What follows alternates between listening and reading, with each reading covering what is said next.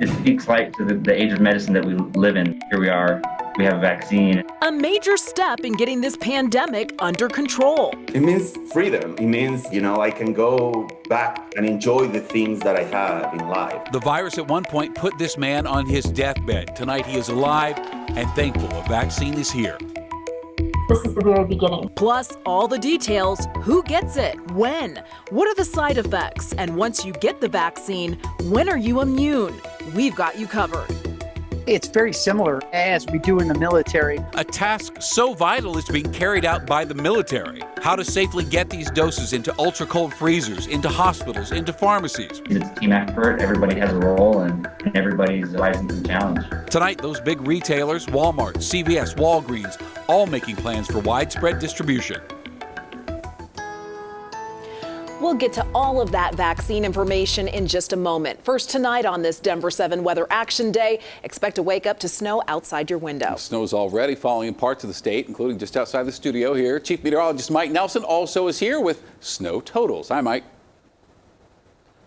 Hi guys, it's going to be a bit of a slick morning. This is not going to be a major storm, but it's a major change from the 68 degrees we had just yesterday afternoon. This is the view downtown right by the state capitol looking out Broadway. You can see the roads are wet, and with temperatures now dropping below freezing into the upper 20s, that means icy roads, bridges, overpasses by early tomorrow morning. Radar shows just in the last couple of hours the snow has rapidly increased along the Front Range. The heaviest of the snow is going to be south of us, where the weather advisor is down over the southern mountains, but we could see a couple of inches of snow by morning, and with temperatures dropping into the low 20s by early tomorrow morning, that means slick and slow conditions, and it's the beginning of a storm cycle that spells more snow coming up for parts of Colorado on Saturday and again by early next week. I'll have full details on the storm totals and your 7-day in just a few minutes. All right, look forward to it. Thank you, Mike. A historic day. More than 9 months into this relentless pandemic, an FDA advisory committee officially voting yes today on the Pfizer vaccine, paving the way for official approval from the FDA, and that could come at any time. This means the vaccine could be available in a matter of days. We could see it here in Colorado as early as this weekend. And there is so much we all need to know about this. Who will get it? The side effects. When do you get that second dose? And what happens once you get vaccinated?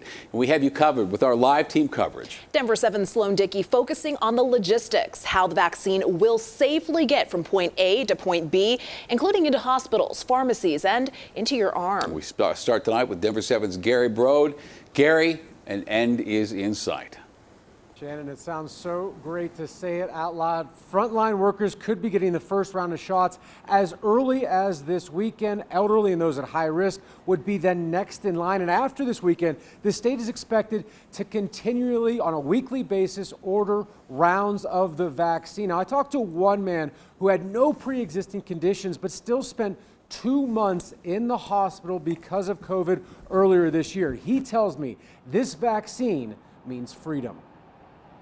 I was having high fever. In late March, at age 39, Raul Pero was told he had COVID. I just thought it was going to be just like the flu. It wasn't. They told me that they had to hook me to a ventilator and put me in a coma, and I was like, okay, this is serious. He spent the next month on a ventilator. 2 months after being admitted, he was finally released, losing 50 pounds during his time at UC Health, University of Colorado Hospital. His only human interaction, frontline workers there to save his life. They became my family for that month that I was awake. Physical damage remains. I still live with the consequences. I cannot move my right hand. Suffering nerve damage while in a coma. 3 weeks after getting out, Pero experienced his first panic attack, fearing the virus could come back. I was very terrified. This impacted my family, my friends, my husband. So it's not only what I went through, but what everybody else went through. And definitely, I'm still scared that it could happen again. On Thursday, an FDA panel recommended the Pfizer vaccine for people 16 and older. After final approval from the FDA, 2.9 million doses of the vaccine will be sent out across the country within just 24 hours. It means freedom. It means I can go back and enjoy the things that I have in life. We do have a favorable vote. A team of 21 doctors voted on the vaccine. 4 of them voted no. It's unclear why the no votes came in, but many on the panel raised concerns over possible allergic reactions and took issue with giving the shot to 16 and 17-year-olds. Harrow has questions too. To be honest, yes, I wonder, is it going to have, worse consequences in the long term? Despite reservations, this survivor says he'll be in line when it's his turn to get the shot. I definitely will get it. I definitely wanted to have some, back of normalcy in my life. Gary BRODE, Denver7. What a story. So some of you may experience temporary side effects from the vaccine, things like fever, fatigue, muscle aches, and headaches. And also an issue that did come up, as you heard there during the FDA panel hearing. News from the UK that 2 healthcare workers suffered severe allergic reactions after they got the shot. Now, both have a history of severe allergies. And when we say severe, we don't mean seasonal allergies. We mean requiring an EpiPen. Now, researchers are puzzled over this because unlike other vaccines, the Pfizer vaccine does not have preservatives or any egg product that could trigger that allergic reaction. So I want to stress again, allergic reactions were not a significant problem in the U.S. clinical trials, and that involved more than 20,000 people. The first doses of the vaccine that arrive in Colorado will go to hospitals and pharmacies, but the mission to get them there is extensive. A huge effort. We continue our team coverage tonight. Denver7's Sloan Dickey detailing how the vaccine will get from point A to point B into your arms. Sloan? Yeah, it's an undertaking of massive proportions, one that has mobilized hospitals, shipping companies, and the Colorado National Guard. Those vaccine shipments are going to be GPS tracked, and planes carrying those vaccines, they're going to be prioritized coming here to Colorado. But now that the wheels are in motion on this plan, leaders say they're ready to go. The first COVID vaccine is approved and on its way, and the Colorado Vaccine Distribution Joint Task Force has one goal. We are ready to execute as soon as we receive it. To execute. It's very similar as we do in the military, when, especially in combat. An operation so powerful, the military is taking the lead. It's not different than fuel, different than ammunition, different than repair parts. We kind of deal with that all the time in the military. The more than 46,000 vaccines coming to Colorado from Michigan must be carefully handled from their production to injection. The Pfizer vaccine must be stored at negative 70 degrees Celsius the entire time. We have 24 direct ship sites within Colorado. The first step is getting the vaccines to those ship sites here in Colorado. UPS and FedEx will deliver the exact doses to each state. After they arrive, the National Guard will transport the vaccine to 8 secret storage sites across Colorado. They're actually sites that we will use that have ultra cold storage, because that's the thing with the Pfizer vaccine that makes it logistically the hardest thing to deal with. Within hours, the doses will then be transported to hospitals for use. At the hospitals, they'll have a larger amount of samples, and that's where they'll start vaccinating their personnel. Urban hospitals could start administering the vaccine to their staff as early as this weekend. Rural hospitals by next week. The hospital administrators have their plan where they're going to get their workers that deal with COVID in and start vaccinating them as soon as possible. Pharmacists must thaw and administer the vaccine within 5 days or the doses expire. This is definitely, I would say, pretty unique in that it does require the ultra cold storage, and it does have a pretty well-defined criteria for monitoring. The planning of the vaccine's rollout has been a monumental task. It speaks light to the age of medicine that we live in, that this virus was detected about a year ago, and here we are, we have a vaccine. And Colorado is days away from making that plan a reality. We've been involved at the start, and now it's execution time to do it. Sloan Dickey, Denver7. Big name retailers are already getting ready for widespread distribution. CVS is hiring up to 15,000 workers to help administer the vaccines. Walgreens says it is creating 800 to 1,000 hub locations to store the ultra cold vaccine. And Walmart says it is getting more than 5,000 of its stores ready to receive the vaccine. They're getting freezers and dry ice to successfully store the vaccine. Okay, so once you've got the vaccine, then what? Can you stop wearing a mask? Can you start gathering?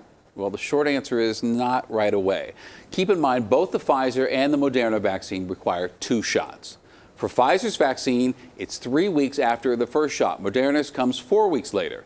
And the effects of those vaccinations are not immediate. Protection likely will not happen until a couple weeks after the second shot. Plus, just like the flu, vaccinated people can still become infected with the virus and pass it on to others, although this time at much lower rates. and it could still be several months before it's clear how long the vaccine will protect somebody from coronavirus. Until then, scientists say still avoid large crowds, continue wearing your mask, wash your hands, you know the drill, social distance. Now, we need herd immunity to really allow gatherings again, to get rid of those mask mandates. In other words, a significant percentage of the population must be vaccinated and immune to ease the restrictions. The head of the U.S. vaccine development effort is hoping we reach herd immunity in May or maybe sometime in the summer. Health experts say the last time the country had such a massive vaccine response was to eradicate polio. Retired physician MARNY EULBERG survived polio when she was 4. She spent 6 months in the hospital and continued wearing leg braces for years after. She still remembers waiting in line to get the polio vaccine and the dramatic effect it had on the polio crisis. She hopes once coronavirus vaccinations start, a drop in cases could encourage others to get vaccinated. I think if the numbers start pretty rapidly decreasing, people will may change their mind. And also, you know, it's not unreasonable to say I'd like to wait till 100,000 people have gotten it. Colorado health officials say around 80% of people need to get the vaccine for things to return to normal. So we know the vaccine is for people over 16 years old, but a couple of key groups were left out of clinical trials: children under the age of 16 and pregnant women. Dr. Anthony Fauci says clinical trials to test the vaccine safety on those groups could begin next month. Now, keep in mind, children only represent about 7% of confirmed coronavirus cases in the U.S. I know there's so much information out there, and Denver7 is committed to making sure you get the information you need to make an informed decision. And that's why we're hosting a town hall Tuesday night. Mark it down. The governor will join us, top health leaders will join us, and they will answer your questions. And we want to know what your specific questions are. Please email us 360@thedenverchannel.com. That town hall, 6:30 Tuesday night. He has a hard life. He doesn't get to do a lot of things.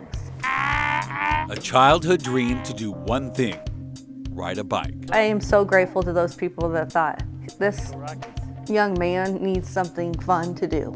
Tonight, Denver7 Gives is helping make it happen.